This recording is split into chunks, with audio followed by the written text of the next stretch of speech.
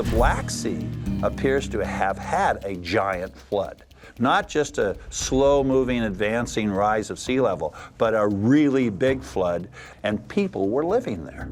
A joint effort between a Hong Kong non-governmental organization and archaeological experts from Turkey and Georgia may have discovered new evidence to unveil the ancient mystery. Shocking discovery inside Noah's Ark in Turkey stuns the world. Recently, this quest led to a significant discovery that's causing a stir in the global religious community. At a site matching the dimensions of the Ark, ancient items were found, suggesting a connection to the biblical story. What if what they found inside the Ark changes our understanding of history itself? Let's uncover this intriguing mystery that ties together the narratives of the past with the world we live in today. A potential home to Noah's Ark. In a remote area near the borders of Iran and Turkey, a major archaeological find has captured global attention and sparked a lot of discussions. A team called the Mount Ararat and Noah's Ark research team, which includes members from Turkish and American universities, has been carefully digging at a place called the Durupinar site. This area is famous for its unique rock formations, and local legends say it might be where Noah's Ark ended up, a story shared by Christianity, Judaism, and Islam. As the team dug deeper into a long, undisturbed layer of earth, their instruments began to detect unusual readings. The lead archaeologist grew increasingly tense, sensing the significance of the moment. It seemed they might be on the brink of uncovering the first tangible evidence of Noah's Ark. The shape and size of the Durupinar site have fascinated many because it looks like a ship and matches the descriptions of the Ark in the Bible. The site measures around 515 feet long, 85 feet wide, and 49 feet high. They've found artifacts there, dating back to between 5,500 and 3,000 BC, including clay pieces, marine deposits, and ancient seafood, suggesting this place had significant historical activity, possibly related to the Ark. Searching for Noah's Ark isn't a new idea. People have been trying to find it for centuries. Mount Ararat, which the Bible says is where the Ark came to rest, has been the focus for many explorers. Some have found wood fragments, spotted large boat-like structures, and even taken aerial photos that seem to show the Ark. The Bible describes the Ark as the largest vessel of its time, similar in size to the massive ocean liners we see today. However, the academic community is still doubtful about these claims. While many in Western Christianity strongly believe the Ark is on Mount Ararat, solid proof has been hard to find. Historical accounts differ, with some saying parts of the Ark still exist, while others, like Ptachia of Regensburg, believe it has decayed over time. Explorers in the 19th and 20th centuries, like James Bryce, claim to have found wood high on Mount Ararat that could be from the Ark, but many argue that this evidence isn't enough. The latest discoveries at the Durupinar site have renewed interest in the search for Noah's Ark. With modern technology and international cooperation, researchers are finding potential artifacts from the time of the Great Biblical Flood. But they are being careful, saying that more studies are needed before they can confirm any connection to the legendary Ark. As the day ends, the massive Ark seems to quietly share its ancient stories with those who are paying close attention. But this is just the beginning. What more could be hidden within? Ken Ham is working on expanding the Ark Encounter to make it even more exciting. He has big plans to build a replica of the Tower of Babel and a model of what Jerusalem might have looked like in Jesus' time. The Tower of Babel is especially exciting because it will include a ride similar to Disney's Haunted Mansion, where visitors will sit and be guided through different historical scenes. The Ark Encounter is always changing, with new attractions added every year. There's an indoor area where people can interact with animals, beautiful light displays during Christmas, and an open space where visitors can watch birds flying overhead. Behind the scenes, the park is also involved in interesting activities like growing plants using hydroponics and providing housing for seasonal workers. Building the Ark Encounter hasn't been easy. It involved a lot of money, tough negotiations, and careful planning. Special bonds were sold, and local government support was crucial, with tax breaks and improvements to the infrastructure. At the same time, an exciting discovery near Mount Ararat challenged old ideas about Noah's Ark. David Allen Deal introduced a new theory in his book, The Mesha Mountain, suggesting that the Ark didn't land on Mount Ararat, but on Mesha Mountain, which is about 17 miles south. According to Deal, it first landed at a high elevation of 7,400 feet. He believes that Noah and his family built the first city after the flood, using materials from the Ark. Natural events like earthquakes and rain later caused the Ark to slide down the mountain, leaving clues along the way. Deal's theory is full of interesting details. He thinks the survivors used the Ark's wood to build homes and its tar for waterproofing. The names of places around the mountain, like Mesha, which means pulled out of water, and Naxxuan, which translates to Noah's Zion, fit this story. The mountain's unique twin peaks, called the Wall of Heaven, in the Epic of Gilgamesh, are believed to be where the Ark first landed. In 1996 and 1997, Deal explored the area and found old habitation sites and saw the Wall of Heaven at the spot where he thinks the Ark first landed. The local place names matching the Ark's story, along with ancient images and statues of biblical figures like Nama, who is linked to the mountain, add weight to his theory. But even though Deal's findings are fascinating and well thought out, they're just one theory about where Noah's Ark might be. And while the evidence is interesting, scientists are cautious. They say more research is needed before we can be sure about these historical events, which are so closely tied to religious beliefs. The story of Noah's Ark has been a topic of discussion for a long time, especially in Jewish and Christian traditions. Both groups value this story, but they often see its history and meaning in different ways. This difference in interpretation has led to many debates. Early scholars from both faiths, like Flavius Josephus, strongly believed that the Ark was real. However, most modern scientists do not believe in a global flood or the Ark's existence. Some historians think that major floods in areas like the Persian Gulf or the Black Sea might have inspired the story. As this section concludes, the intrigue surrounding Noah's Ark remains, leading us to more adventures that lie ahead in our ongoing quest. The impact of Noah's Ark on two faiths. But this isn't the only area where these two faiths differ. Discussions about Noah's Ark are just a small part of the larger conversation about how Judaism and Christianity relate to each other. These two religions have a long, intertwined history, and their relationship has been closely examined, especially after significant events like the Holocaust. Biblical scholars often debate how the New Testament refers to Judaism, questioning whether these references are accurate or have been misunderstood over time. The books of Luke and Acts are often at the center of this debate. Although they don't openly criticize Judaism, they do present it in a complex way that invites discussion. Over the years, religious texts have been interpreted in many different ways. Leaders, scholars, and followers of both religions bring their own views, influenced by their personal beliefs, cultures, and the issues of their times. Because of this, the meaning of Noah's Ark and its importance can vary widely, even within Jewish and Christian communities. As researchers and historians continue to study the past, they look for evidence that might support or challenge traditional views of these stories. New discoveries and fresh questions keep the conversation between Judaism and Christianity alive. This ongoing dialogue is part of a broader human search for meaning, a connection to history, and an understanding of the sacred texts that have guided these religions for thousands of years.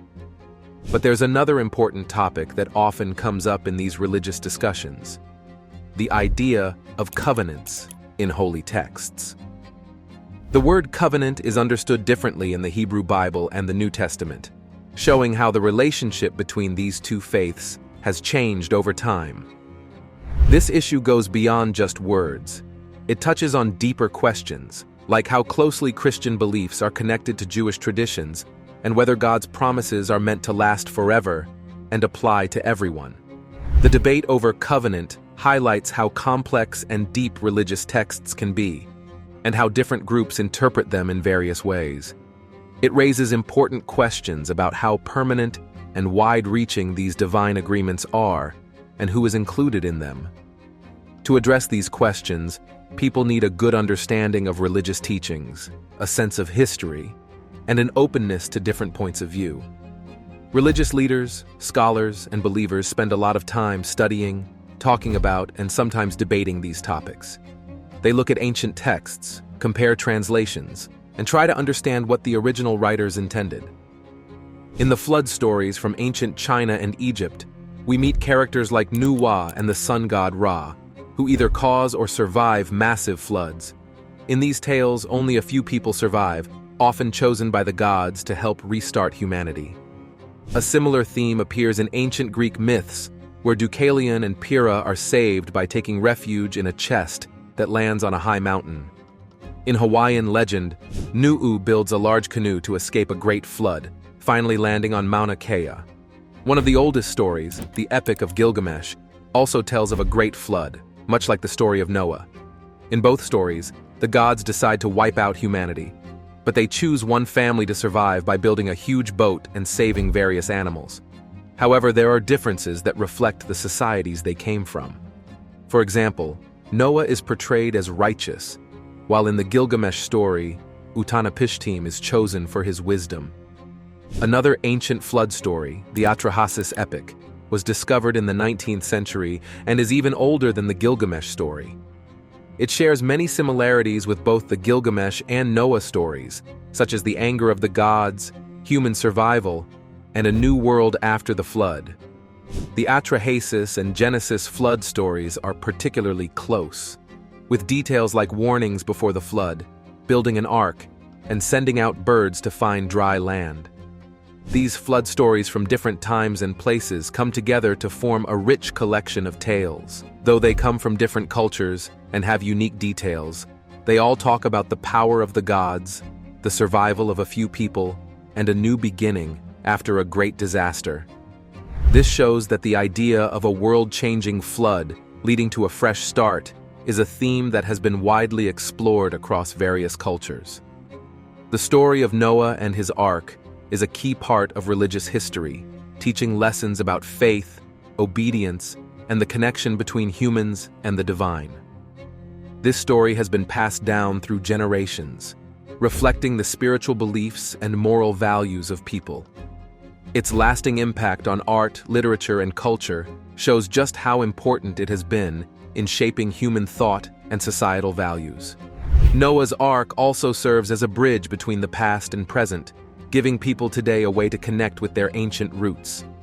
It opens a window into ancient times, allowing us to explore the beliefs, values, and challenges faced by earlier generations. Through this story, we can think about timeless themes like survival, salvation, and the enduring strength of the human spirit in the face of great challenges. Often imagined as a huge boat built to specific measurements called cubits, and following a divine plan, the story goes into great detail about how the ark was made, what materials were used, and its structure. But it's more than just the creation of a big ship. It represents hope and serves as a symbol of safety during the frightening, dark days of the flood. These tales usually describe a massive flood caused by the gods, with a chosen person or family tasked with restarting humanity and a specially built boat for their survival. The fact that these stories appear in different cultures might suggest a shared memory or understanding of significant floods in ancient times, possibly rooted in real events like the Black Sea flood around 7,500 years ago. Turning our attention from ancient stories to modern implications, we continue to see the echoes of these themes in today's religious practices. Noah's and Gilgamesh's stories. But the surprising part is the similarity between Noah's story in the Bible and the Epic of Gilgamesh, a much older tale from Mesopotamia. Both stories involve gods who are unhappy with humans, the building of a large boat to survive a flood, and the release of birds to find dry land. The discovery of the Epic of Gilgamesh and its similarities to the story led people to reconsider where it might have come from, hinting that these ancient flood stories could be connected or have influenced each other. These similarities between Noah's Ark and the Epic of Gilgamesh bring up questions about how stories are passed down and change over time. It seems like these flood stories were ways for different cultures to understand and deal with the devastating floods they experienced or heard about. These stories helped them make sense of their world and cope with the fears and uncertainties that came with big disasters like floods. The Ark, with its 3 levels and many large compartments, held a wide variety of animals. As the floodwaters rose, the Ark became a symbol of hope in a world covered by water. After 40 days of continuous rain, he sent out a dove, which came back with an olive leaf, showing that life was returning. When the waters finally receded, his family and the animals left the Ark and stepped onto dry land. Then, God showed a rainbow as a promise that the entire earth would never be flooded again. The story is deeply meaningful because of its lessons about faith, history, and ethics. It teaches us about God's mercy, the value of life, and the need to protect different species. For Christians, the Ark is seen as a symbol that points to Jesus and his role in saving humanity. Even though no one knows exactly where the Ark ended up, many people are fascinated by this mystery, especially after several archaeological searches in Turkey. Mount Ararat has been a central point for these explorations. The Noah's Ark Scan project, using modern 3-dimension scanning technology, found something unusual in the mountains of Turkey. This discovery has caught the attention of both biblical scholars and scientists because of its unique shape, which matches the description of the Ark in the Bible. The site was first noticed in 1959 by a Turkish army captain named İlhan Durupinar, and since then, it has continued to spark curiosity and research. The team working on the Noah's Ark Scan project has outlined a formation in the mountains that closely resembles the biblical description of the Ark. The Bible Archaeology Search and Exploration Institute suggests that the Ark might have come to rest on Mount Elor, a range that stretches from Armenia to Afghanistan. This theory is supported by the discovery of ancient boatwood and sea fossils found at high altitudes in this region. These findings are intriguing because they suggest that these high and remote areas were once covered by vast bodies of water. Such evidence adds weight to the biblical flood story and shows that it's not just important for religious or historical reasons, but also for understanding Earth's geological and climate changes over time. If the Noah's Ark Scan project's findings are proven true, they could provide a real connection to one of the oldest and most famous stories from the past, blending together faith, history, and science. But there's more to consider. Leonard Simmons, a British soldier, collected many ancient artifacts in Iraq after World War II, including an Assyrian tablet that shows a very different image of Noah's Ark. This ancient piece suggests that the Ark was round, similar to the coracles used on Mesopotamian rivers at that time, designed to handle rough floodwaters. This idea, which dates back 4,000 years, brings a new perspective to the story, indicating that this famous tale might have been influenced by even older flood stories from ancient Mesopotamia. Irving Finkel, a scholar from the British Museum, realized the importance of this tablet and translated it, finding many similarities to the biblical story, including the detail of animals entering the Ark in pairs. This discovery offers more than just a new picture of the Ark. It highlights how humans have been sharing stories and knowledge across generations for thousands of years. Finkel's work on the tablet has led to more research and even inspired efforts to build a replica of the Ark using ancient methods to see if it could really float, although Finkel himself doubts the Ark ever existed. He sees the story more as a powerful legend passed down through time rather than a literal historical event. The story of Noah's Ark goes beyond just being an old tale. It explores themes of salvation, divine intervention, and keeping promises. The Ark is not just a lifeboat, but a symbol of God's kindness and a way to salvation, reflecting a larger divine agreement. God chose him and gave him a way to survive the coming disaster, a sign of mercy not just for him, but for all living creatures. This story also hints at a bigger promise fulfilled through Jesus, symbolizing God's commitment to humanity. The Ark stands as a symbol of safety and hope in times of trouble. The ongoing exploration and discoveries related to the Ark bring together religious belief with the excitement of finding historical artifacts, helping us understand our shared history and the lasting influence of ancient stories in today's world. The story is more than just a religious tale. It touches people from many different backgrounds and beliefs. It's a story that speaks to the idea of being saved and given another chance, reminding us all of the importance of seeking out the kindness and grace that exists in our lives. The story teaches us about staying true to what is right, being devoted to our beliefs, and recognizing the love and care that a higher power offers us. It's a story that many can relate to, as it speaks to the common human experiences of searching for meaning, hoping for salvation, and seeking guidance from something greater than ourselves. What are your thoughts on the recent findings at the Durupinar site? Could this discovery truly be Noah's Ark? Or is it just a case of historical wishful thinking? Let us know in the comments below, and don't forget to like and subscribe for more intriguing discussions.